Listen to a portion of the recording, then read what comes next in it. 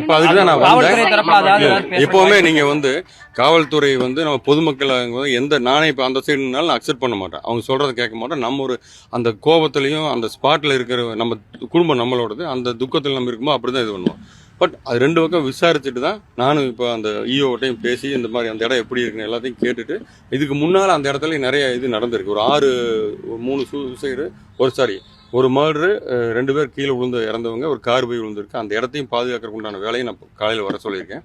இப்போ எல்லாம் எப்படின்னா, நீங்கள் காவல்துறை உண்டான நடவடிக்கை எடுத்திருக்காங்க, அதில் ஒன்றும் மாற்றம் இல்லை. அவங்களுக்கு ரொம்ப சிவியராக ஒரு பெரிய டீம் போட்டு டிஎஸ்பி டைரக்டாக அவரோட தலைமையிலே நடந்திருக்கு.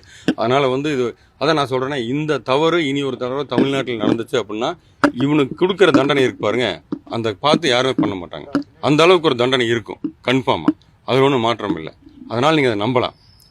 7 மணிக்கு நானும் வர்றேன், போலீஸ் அதிகாரியும் வருவாங்க, பேசி சொல்கிறேன். அது அந்த தர்ஷினி காலையில் எவ்வளோ சீக்கிரம் கொடுக்க முடியுமோ, அதுவும் டீனர்கிட்ட பேசினேன். காலையில் ஃபஸ்ட்டு தான் நாங்கள் பண்ணித்தரேன்னு சொல்லியிருக்காங்க. அதெல்லாம்